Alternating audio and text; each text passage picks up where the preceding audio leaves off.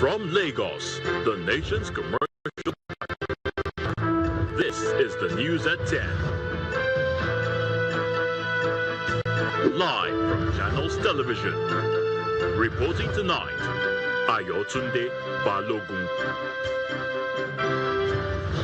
Hello and welcome. Tonight,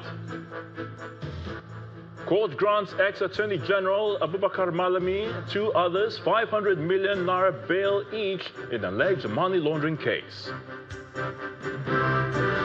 Former Labour Party presidential running mate Dati Baba Ahmed declares intention to run for president under the party.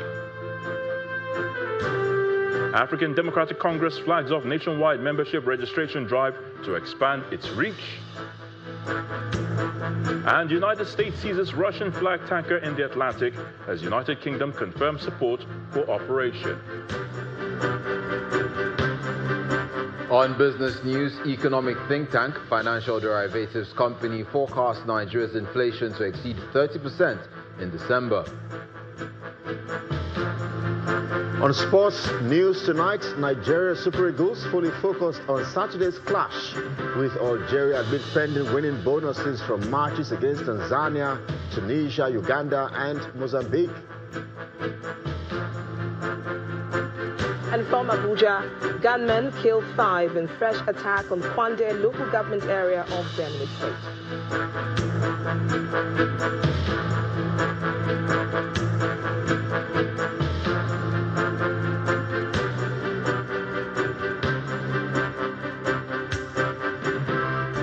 We begin in the nation's capital, where Justice Emeka Nwite of the Federal High Court in Abuja has granted bail to former Attorney General and Minister of Justice Abubakar Malami, along with 2 others, set at 500 million naira with 2 sureties. According to the judge, the sureties must each possess landed property in Asokoro, Maitama and Gwarimpa. The court further ordered that the defendants submit their travel documents and that the property documents of the sureties be verified by the Deputy Chief Registrar.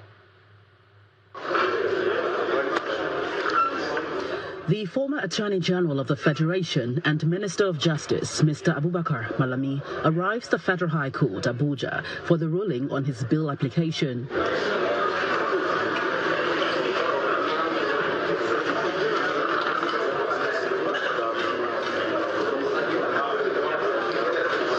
With smiles, he exchanges pleasantries with his associates.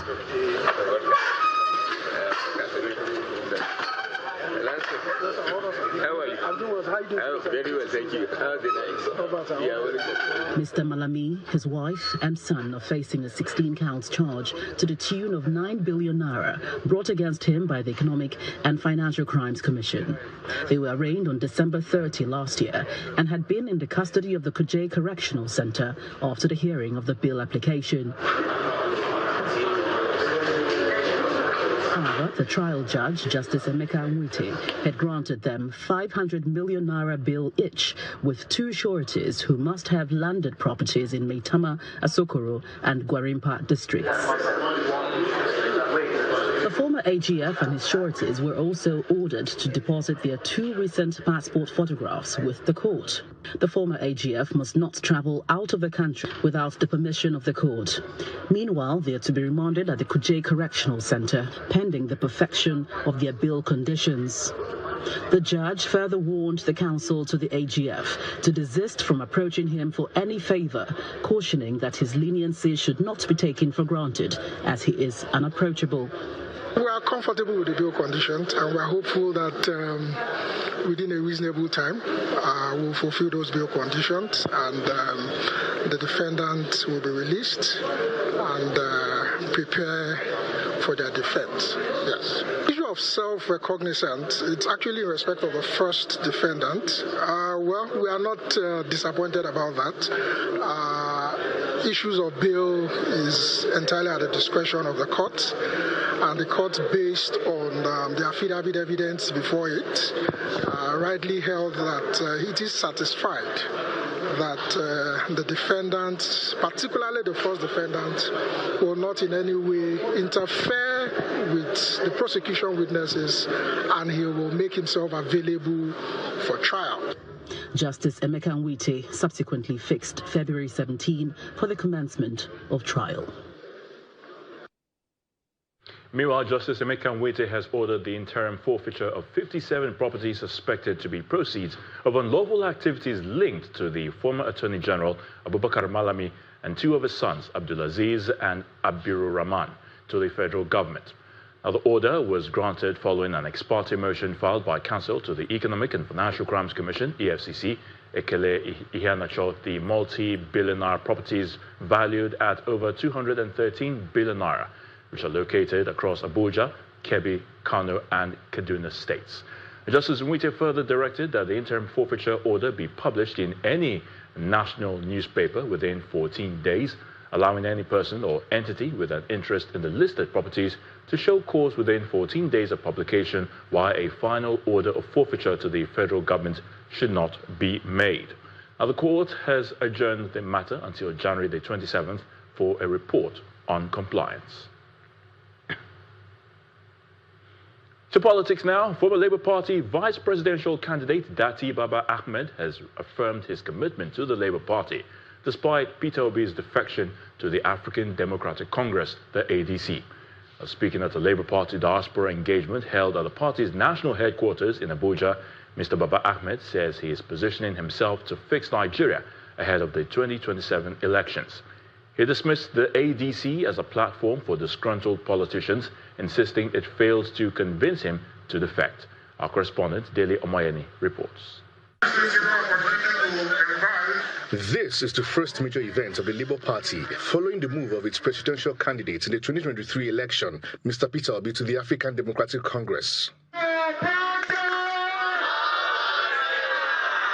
Leaders of the party are attending this meeting, which is a collaboration with diaspora members of the party.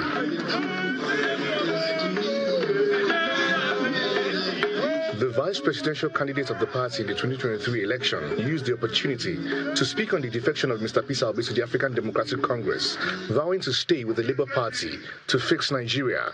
I have not left Labour Party because I am not satisfied with a coalition of disgruntled politicians who could not even challenge 2023 constitutional breaches.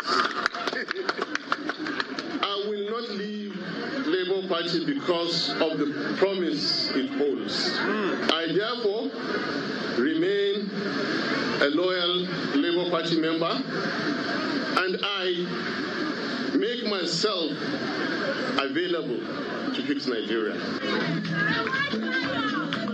The chairman of the party, Mr. Julius Aburi, thanks Nigerians for standing by the party and urges the Independent National Electoral Commission, INEC, to upload the details of its candidates for the forthcoming FCT Area Council elections. These are Nigerians who want to be partakers, who want to participate in the electoral process. And I think that is their constitutional right to be allowed to participate. It is their right to participate in the election, and as a party, we have done all we needed to do within the ambit of the law to get INEC to upload them. Amidst the defection from the party, a member of the House of Representatives has a message for his colleagues. The campaign is not an offense. To choose the direction to go to is not an offense. What is an offense is the campaign and still sitting in the position that you were elected into by the party that sponsored you there. That is the offense. It's unacceptable. I mean, reference to every person, every legislator that is the campaign, from one party to another, ought not to be there. Does not need a court order. It doesn't need a court interpretation. The concern is clear. Shall vacate the seat. The leadership of the party is planning to mobilize more Nigerians ahead of the 2027 general election, as well as other elections later this year. Dele Omoyeni, Channels Television News. Well, Mr. Baba Ahmed may not be joining the African Democratic Congress, the ADC, as a member. The party is set to issue state-specific security feature membership cards to its existing members. Now, the ADC National Chairman, Mr. David Mark, made this announcement during the inauguration of the party's Membership, Revalidation, Mobilization and Registration Committee at the party's National Secretariat in Abuja. The initiative marks the official launch of the party's nationwide registration drive aimed at strengthening structures and expanding its membership base. Mr. Mark, a former president of the Senate, explained that the cards are intended to ensure integrity, fairness, and inclusiveness in the membership process. As we look ahead to future political engagements, it has become imperative to revalidate our existing members, register new ones, strengthen our grassroots presence, and harmonize our membership records throughout the country. This committee has therefore been entrusted with a very critical, important national assignment. Your terms of reference include, but not limited to, A, oversee the registration of new members nationwide and ensure their inclusiveness, transparency, and adherence to party guidelines and democratic principles. Develop and implement a nationwide membership mobilization strategy. Develop and implement a nationwide membership mobilization strategy with particular emphasis on the grassroots, at the polling units, at the ward level, at local government and state levels. Develop e-registration platform along with the manual registration in a transparent and seamless arrangement. Still talking politics, the federal lawmaker representing Ideato North and South Federal Constituency, Ikenga Ugochinyere, has formally defected to the Action People's Party, the APP, after leaving the People's Democratic Party, the PDP. The declaration was made at Akokwa community in Ideato North local government area of Imo State in the presence of party leaders, supporters, and constituents. Mr. Ugochinyere attributed his defection to long-standing and irreconcilable internal crisis within the PDP.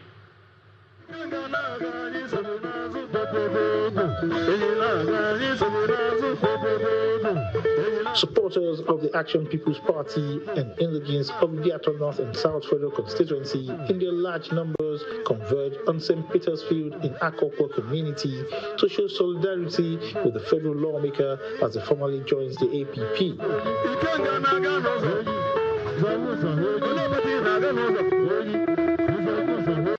Leaders and chieftains of the Action People's Party take turns to address the gathering, expressing confidence in the party's growing strength and assuring supporters that the APP is poised to become a major political force ahead of the 2027 general elections in Imo State. Today is a homecoming. Today is a special day. A day we welcome a true son of the soil. A fighter of the masses.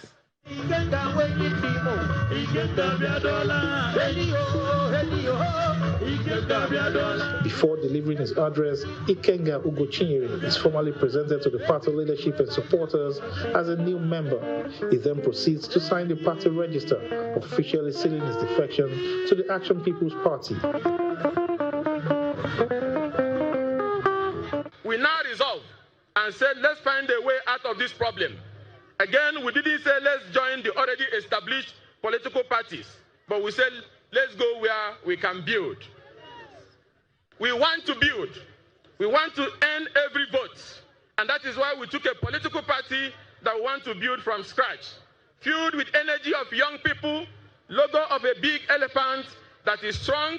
We went to a political party that didn't have any governor, so we can build because we are sure of what we want to do. Looking ahead to the 2027 general elections, Ugochinyere issued a warning to any group or individual attempting to undermine the will of the people of Ideato North and South Federal Constituency, expressing confidence that his constituents would once again give him overwhelming support at the polls. The power of our people to choose should be respected, which is the cruise of this matter.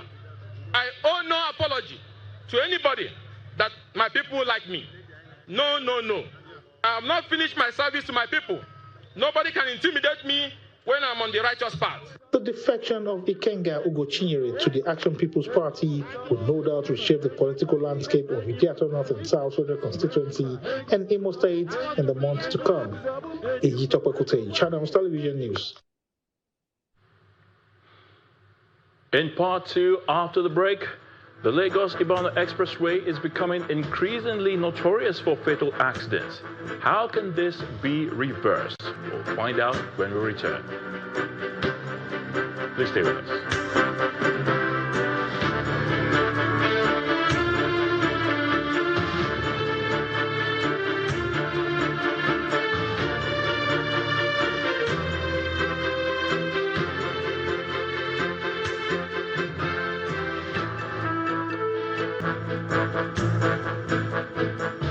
Welcome back. If you've just joined us, you're watching the news at 10 live on Channels Television Lagos. A reminder of our top stories. Court grants ex-Attorney General Abubakar Malami, two others, 500 million naira bail each in alleged money laundering case. Former Labour Party presidential running mate Dati Baba Ahmed declares intention to run for president under the party. African Democratic Congress flags off nationwide membership registration drive to expand its reach. And United States seizes Russian flag tanker in the Atlantic as United Kingdom confirms support for operation.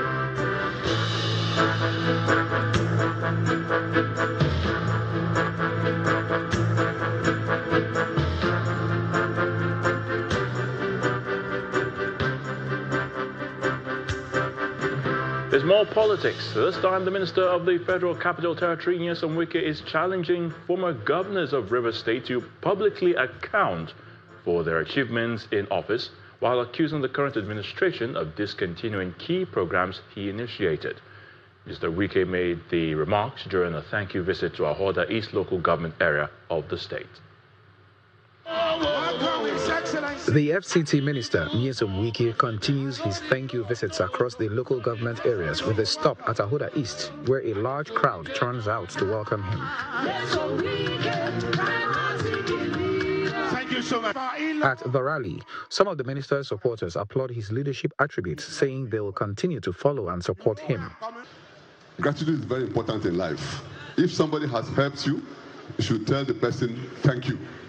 Once again, I thank our leader and I thank our president for holding him very strongly, because he has capacity. He's somebody who is committed. If he gives you a word, he keeps his word. So once more, Mekano, wherever our in-law goes is where we shall go. Your leadership philosophy remains evident. Decisive action, institutional strength, and visible development. Ahoda East recognizes and appreciates this leadership.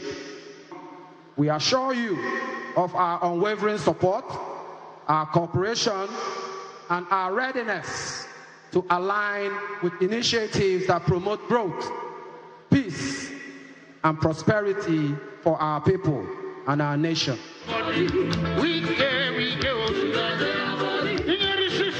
When it's time for the minister to speak, he challenges other former governors of the state to account for their achievements during their tenures, even as he boasts about the landmarks he recorded during his 8-year reign. I challenge those who are governor in this state under Obasanjo. I challenge those who are governor in this state under Jonathan and became minister under Buhari. Let them come out and read out what we achieved during that period, and read out what we have achieved now as a minister. It is unprecedented in the history of this country. Who did it? Asuwaju Bola Ahmed Tinubu. Mr. Wike reiterates his support for his political allies, insisting he made no mistake in backing them. He accuses the current administration of cancelling several initiatives he began, including a youth employment scheme that provided jobs for 10,000 young people. I didn't make mistake. We never made mistake. I will not make mistake in continuing to support Asiwaju Bola Ahmed Tinubu. We have made a decision. We have taken a decision. We have agreed that we are doing Asiwaju Bola Ahmed Tinubu. There is nothing like party here. It's under the Need Hope family. Under the Need Hope family. The other one, as it relates to state, The visit ends with renewed pledges of loyalty from supporters who describe the FCT minister as a trustworthy leader and vow continued support for his future political engagements. He's scheduled to visit Bonny local government area on Thursday as he continues to consolidate his support base in the state. Charles Oporum, Channels Television News. His Excellency. Recurring crashes on the Lagos-Ibadan Expressway have once again raised concerns about road safety and emergency response on one of Nigeria's busiest highways. These worries come amid growing public scrutiny of rescue times and the availability of medical support at accident scenes, particularly following a high-profile incident last December involving former heavyweight boxing champion Anthony Joshua and members of his entourage. Channels Television conducted a post-Yuletide drive along key sections of the expressway to assess the situation firsthand. The Lagos-Ibadan Expressway linking Lagos, Nigeria's commercial capital, to the southwest remains a vital economic artery, but also one of the country's deadliest road corridors. While official figures from the Federal Road Safety Corps for 2025 are yet to be released, records point to the multiple crashes along the corridor. Several of these accidents occur around Kara Bridge and other prone sections, claiming lives and injuring many. One of the most high-profile crashes occurred on December 29, 2025, when a vehicle conveying boxing champion Anthony Joshua collided with a stationary truck on the expressway. The crash claimed the life of two of his close associates and left the athlete himself injured. Eyewitnesses say accidents on the expressway have become more frequent, often blamed on excessive speeding, dangerous overtaking, and poorly illuminated stretches of the road, particularly at night. Most times, those drivers are not patient. They're always wanting to overtake, to hurry. They are not patient, wanting to overtake trailers. And those trailers now, there are people like, they don't have sympathy. They won't say, because the car is coming, let me just park and give him away. No. They will smash him down and just go on their own. Concerns have also been raised about emergency medical preparedness on this major highway. Delays in rescue operations and the absence of ambulances at crash sites. During a recent drive-through, only one mobile ambulance was stationed at the Mowe unit of the Federal Road Safety Corps, despite assurances from the agencies that the emergency vehicles are strategically positioned along the route. In Shaga, we have an ambulance point, and at the same time, we have a road accident clinic there, and we have an ambulance there. Then from Shaga to Mowe, we have an ambulance point, we have a command at Mowe, we have an ambulance there in the office also, in Mowe. And that's at the same time between the 10 to 15 minutes, let's say maximum 15 minutes. Improperly parked articulated vehicles along road shoulders have also become linked to accidents on the Lagos-Ibadan Expressway. However, only a few such trucks were seen between Ibafo and Shagamu sections during the drive. The situation appears different at the Ogere axis, which hosts about 6 major truck parks. Any small accident like this, a vehicle just run under a truck. Before you know, the truck driver will just come and pick the truck and run away. We have parks. When they come back, please sir, how is your journey? Please enter the park. Maybe to pay for just chicken change, just 500 naira to park. They will not be able to pay. That is why you see them parking along the road. But many times when we go to the road safety, they will just come out with their vehicle. They will start to lose their plate number. Immediately they see road safety losing one of their plate number, all of them just come out from everywhere. Their motorbike will just call them. Immediately they will come out. In 5 minutes time, you will not see any truck on the road. The road will be now free. Those people that park by their shoulder, they are not supposed to park there for more than 30 minutes. Maybe to take a rest and move. But those people that will stay for 1 or 2 or 3 days have to park inside.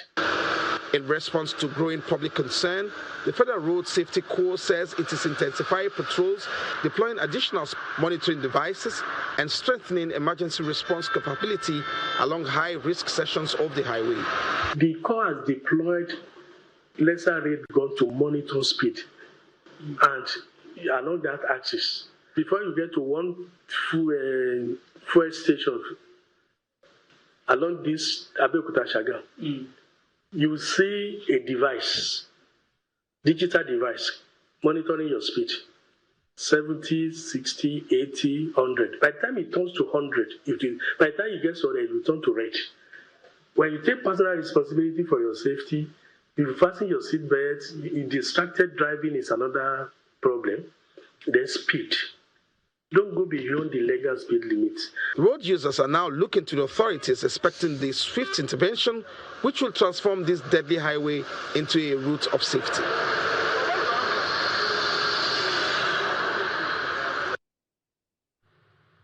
Still ahead on the news at 10, economic think tank Financial Derivatives Company forecasts Nigeria's inflation to exceed 30% in December. That's on Business News. Please join us again.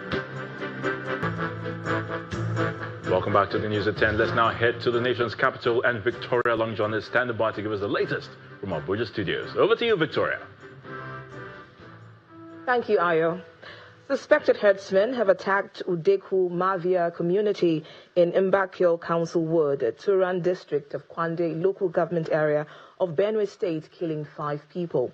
According to local sources, the attack occurred on Tuesday evening, January 6, while residents were still harvesting yams and bambara nuts, disrupting activities in the community.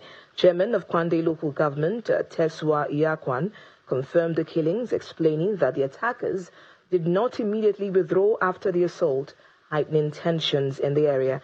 He described the council as a vulnerable border region sharing an international boundary with Cameroon, noting that the terrain complicates security operations. And in Oyo State, the police command there has confirmed the death of 5 persons following a deadly attack on the National Forest Rangers office in Oloka village along the Ikoyi-Ile axis of Oyo State. The incident occurred on Tuesday, January 6, 2026, at about 11:30 p.m.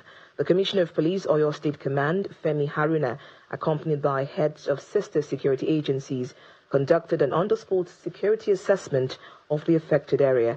According to a statement by the command spokesperson, DSP Alayande Olayinka, the Commissioner was joined during the visit by senior officers from senior agencies and the commandant of the National Forest Rangers. The CP assessed the security situation at the facility and held an interactive session with community leaders in Oloka community, where he expressed deep condolences over the loss of lives and reassured residents of the Nigeria Police Force's unwavering commitment in collaborating with other security agencies to prevent a reoccurrence. The statement clarified that the attack was solely targeted at the National Forest Rangers office. It also noted that a swift and proactive deployment of police personnel prevented further escalation and ensured the safety of the surrounding community. Meanwhile, the remains of the fallen officers have been deposited and the scene forensically examined to collect all available evidence. The leadership of the Nigeria Labour Congress is calling for a review of the new tax law, arguing that it excludes workers' input and imposes an additional financial burden on Nigerian workers.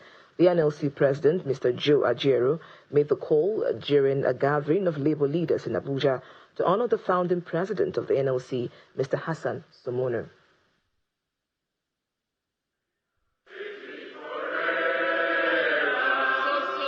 It's a gathering of labor leaders to honor the pioneer president of the Nigeria Labour Congress, Comrade Hassan Somono, who is celebrating his 85th birthday.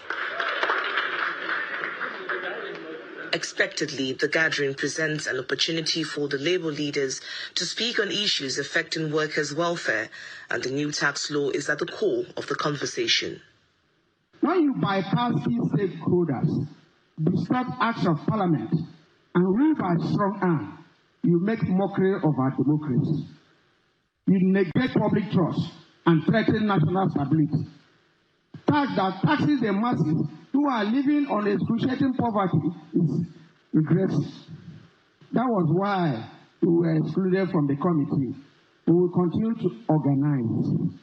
We will continue to fight for Nigeria, where no worker has to agonize over poverty, over insecurity, over heavy taxation, or stolen future riddled with national debt. The presentation of a memoir in honor of the pioneer president of the NLC is the high point of the event. Some dignitaries here speak on the importance of leadership and the need for workers to organize. Leadership is an avenue to serve and make society better. People who are put in leadership must see it that way, so that they do not become power drunk after being put in a position of trust by others. Fire Hassan Sumunu's life reminds us that history, labor history in particular, is not written by anger alone, but by organization, discipline, and vision. Hassan Sumunu was president of the NLC between 1978 and 1984. And as labor leaders reflect on the roles he played in shaping the labor movement in Nigeria, the recommits to the need to regularly engage the government and other employers of labor to prioritize workers' welfare. For many who might not know it. Meanwhile, parents of children killed by a collapsed perimeter fence in Maiduguri, Borno State, are urging the state government to take action to address the dilapidated buildings and prevent further tragic incidents. According to the State Police Command, the incident occurred on January 4, 2026 in the Bulumkutu area of Maiduguri, resulting in the deaths of 5 children and injuring one other. This is the road linking to Binta Sugar community in Jeri local government in Maiduguri Metropolitan, where a perimeter fence collapsed, claiming the lives of 5 children with 1 person injured. The entire perimeter fence collapsed, leaving the area open for free access, while residents are still in shock over the incident. Affected families are still receiving visitors. This eyewitness narrates how the incident happened. I came out around 5:51 p.m. to observe my prayers when this incident happened, as I saw the wall falls. On arrival, I evacuated 1 child and another woman. The police authorities in the state revealed that a total of 6 children between the ages of 8 and 16 were involved in the incident. The report, the Commissioner of Police directed the Divisional Police Officer to Division, who moved to the scene, was able to evacuate the body that were trapped under the fence. They were taken to the hospital, and unfortunately, the doctor confirmed 5 persons lost their life, while 1 individual is still currently undergoing treatment. Mohammed Abubakar and Usman Abdullahi are the parents of the 3 out of the 5 children killed. They described the incident as an act of God. However, they are asking the Borno State government to keep an eye on dilapidated buildings to forestall future occurrence. When I heard of the incident, I was confused. I see the incident as an act of God. However, we want the state government to come to the aid of the victims' families. We want the government to be inspecting all dilapidated buildings to forestall further occurrence. It is only the state government that can save lives and properties.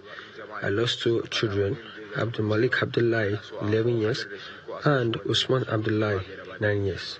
The residents of the area are looking up to the state government, especially the State Geographic Information System, to regularly inspect infrastructure in the area to ensure they meet the required standard.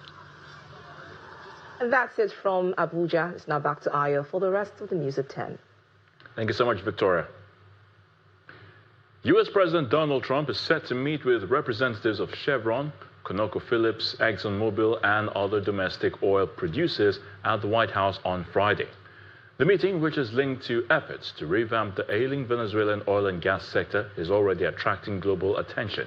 In this next report, our energy correspondent, Olu Phillips, examines the unfolding developments and their possible implications for oil-producing countries such as Nigeria.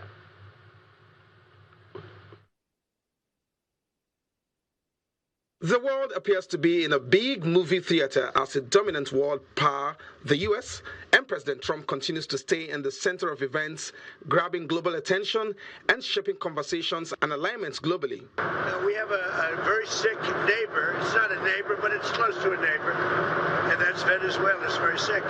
At the Southern Hemisphere scene of events, it's been weeks of tensed moments following the U.S. anti-drug campaign that reportedly have sunk over 20 vessels in strikes since September 2025. It comes to a head on Saturday when the world woke up to this tweet by President Trump himself, leaving no room for doubts nor speculations. The U.S. Attorney General Pam Bondi said the Venezuelan leader was charged with a narcotic terrorism conspiracy and other drugs and weapons charges. Caracas declared an emergency immediately, condemned it and called it an extremely serious military aggression that also saw a widespread world condemnation, including countries from Mexico, Brazil, Colombia, Chile, and others in Latin America, including the BRICS nations like Russia and China. It turns out eventually that there is an oil side to the story. The country is a mess. It's been horribly run. The oil is just flowing at a very low level. President Donald Trump has said Venezuela will be turning up to 50 million barrels of oil to the U.S. after a military operation to remove President Nicolas Maduro from power. That oil is worth $2.8 billion and will be sold at its market price, according to the U.S. president, adding that he would control the money raised and use it to benefit the people of Venezuela and the U.S. Now, if you compare notes, there might be implications for regions, producing countries, and petrodollar-dependent countries like Nigeria. Should we be worried? Nigeria should do everything within its power to guard its national asset jealously, especially its crude assets, right? Develop it and use the proceeds to develop the country. So it is important for Nigeria to understand that this is a national security issue. Ramp up production, do the needful with regards to production, strategic reserve, and meeting local demand. We don't want to do anything that will make us fall to the level of Venezuela at the moment. And kudos to the government, because as at about a year ago, Nigeria was below 20 rigs operational. Low prices if outcomes tank, or high prices, either way, there is a place in history for Nigeria. Venezuela's daily crude output plummeted from about 4 million barrels per day in the late 1990s to under 1 million barrels per day today, a decline in the order of 70 to 80% for a country with the world's largest reserves of over 300 billion barrels of oil, accounting for 17% of world's proven oil reserves. It's Venezuela today. Potential next victims can wake up and smell the coffee or become another statistics. Olu Phillips, Channels Television News. Time now for some business news with Dominic Iwiwo. Dominic?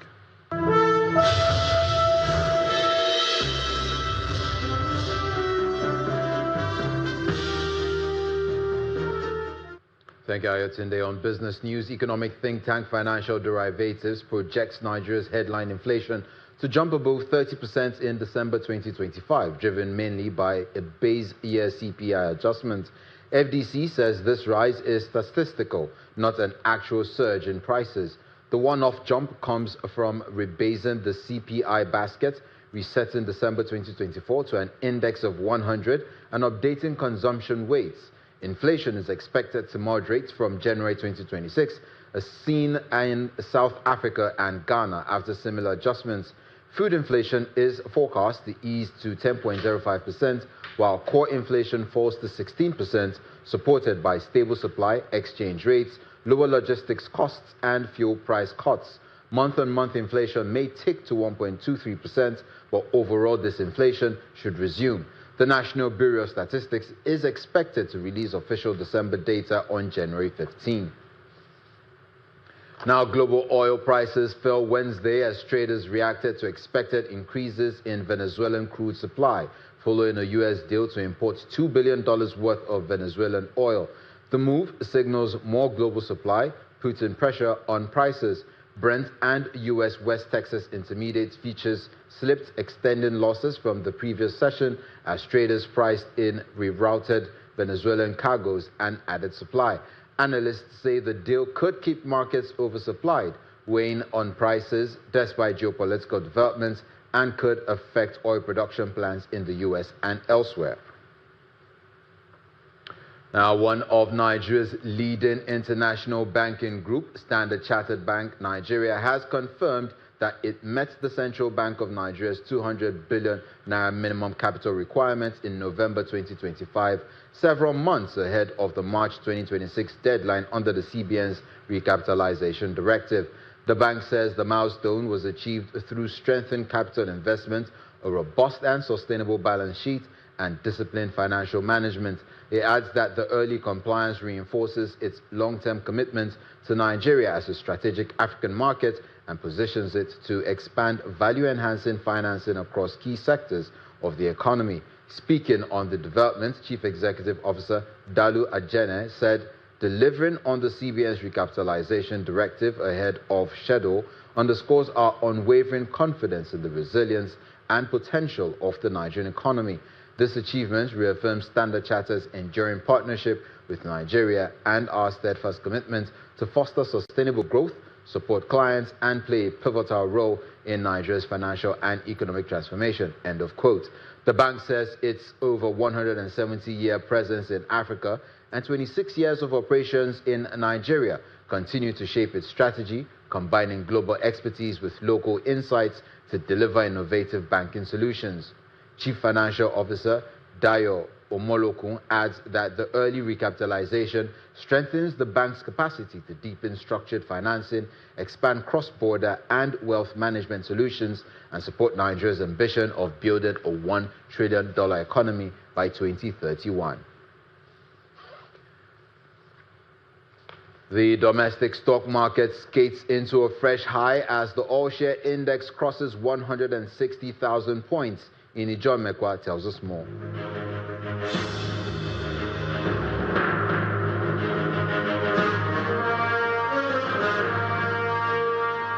Good evening, everyone. Welcome to the Stock Market Report. It's still a positive close at the end of trade in Nigeria's stock market. As today, investors brought in 409 billion naira, adding that to the market cap. So we're retaining the 102 trillion naira level. For the all share, it's green at 0.4%. And then we recovered the lost 160,000 level. So it's 160,591.76. And all of this mostly because of the gainers. Top on the list, we have Okomu Oil. Okomu Oil gained the maximum of 10%, as well as Seplat. I must add that Seplat brought in even more value, and mostly because of the formal acquisition of M&P stake in Seplat by Hess Holdings. So we had a story about last week, but it's been formalized today, and that got the attention of investors. Union Daikin Salt also gained 10%. Of course, we have the flip side. The flip side, we have Cadbury, Austin Labs, as well as Alex. Alex has been doing so well, and so we expect, of course, some profit taking to happen on that. And of course, at the close of trade today, once again, we hear the sound of the bull.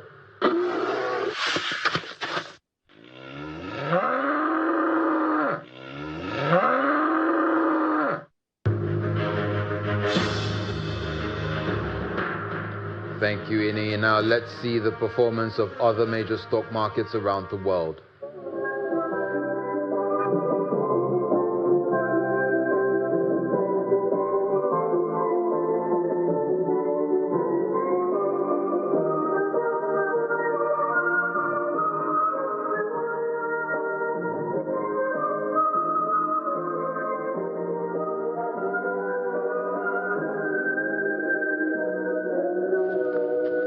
And that's it on Business News. Back to Ayotunde for the rest of the news.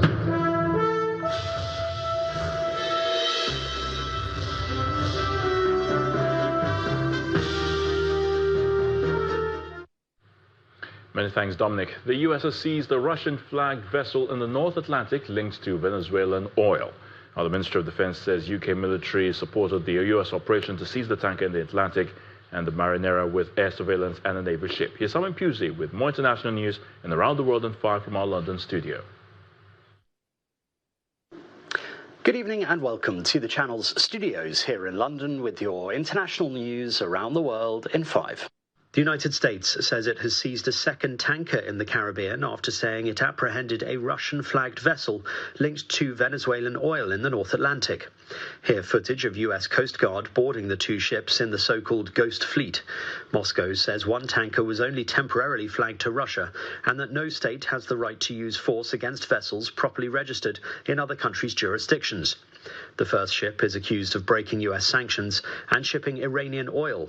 It's historically transported Venezuelan crude oil, but reports say it is currently empty.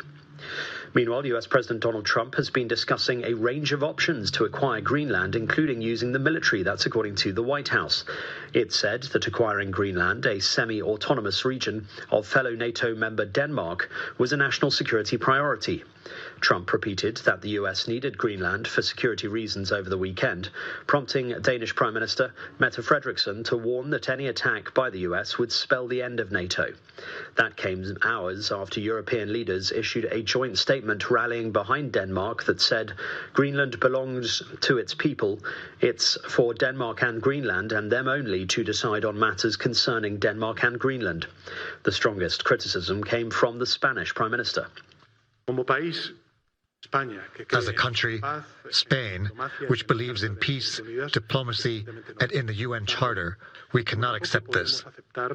Nor can we accept that the territorial integrity of a European state such as Denmark can be threatened.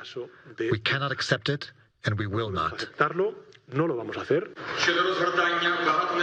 Ukrainian Prime Minister Volodymyr Zelensky says European allies have not given him sound guarantees that they will protect his country in the case of new Russian aggression.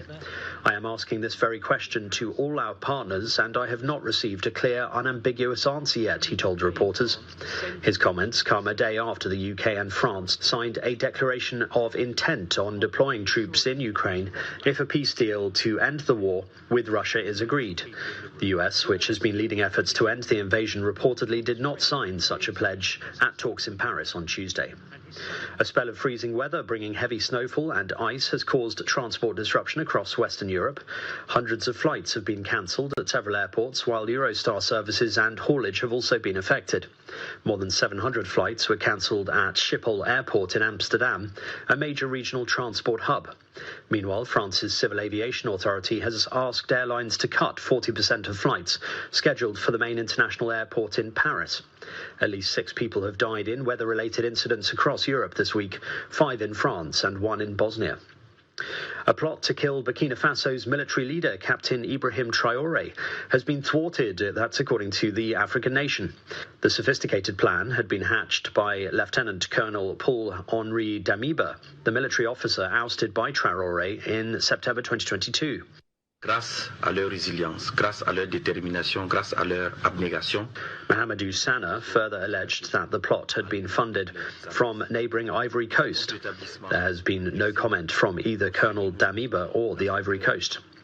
The Saudi-backed Presidential Council in Yemen has expelled the leader of a separatist group and charged him with treason after he failed to fly to Riyadh for talks.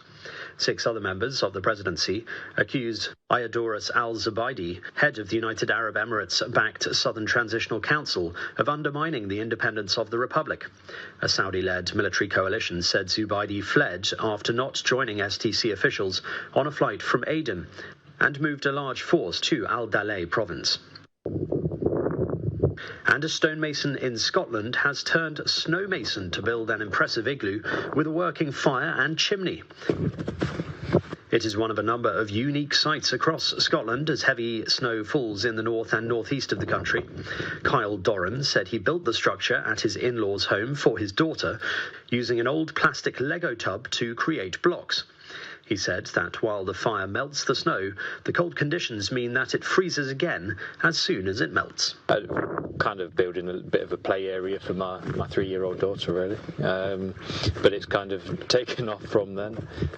She loves it. She's been playing in here. It was my mother-in-law that gave me the idea. I've not slept in here yet, but I think I'll have my toes pointing out the doorway if I did. And that's your international news around the world in 5. Now back to the channel's studios in Lagos.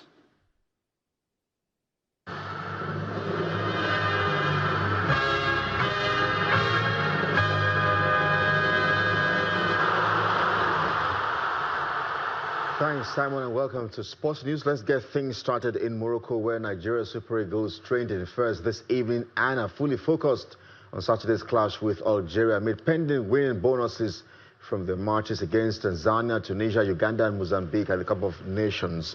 The players and technical crew are expecting to receive the payments before traveling to Marrakesh. The encounter in Marrakesh will be the 10th time that both countries will clash in Africa's biggest showpiece.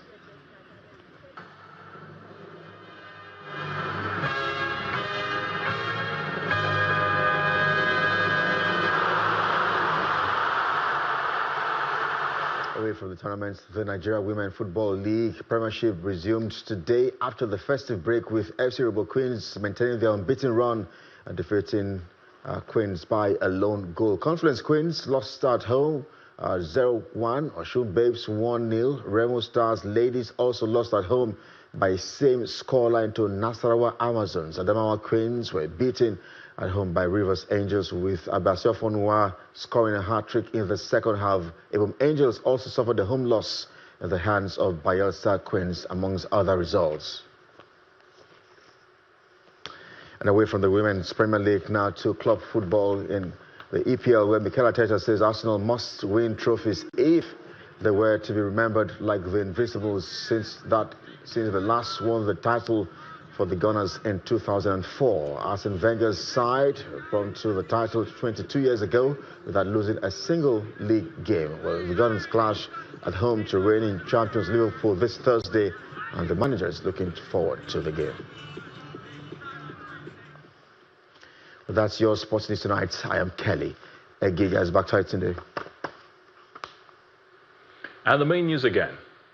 A federal high court today granted ex-Attorney General Abubakar Malami and 2 others 500 million naira bail each in alleged money laundering case. Former Labour Party presidential running mate Dati Baba Ahmed declared intention to run for president under the party. And the African Democratic Congress has flagged off a nationwide membership registration drive to expand its reach. And the United States has seized a Russian tanker in the Atlantic as the United Kingdom confirmed support for the operation. That's the news at 10 tonight. Thank you so much for watching. I'm Ayotunde Balogun. Do have a good night.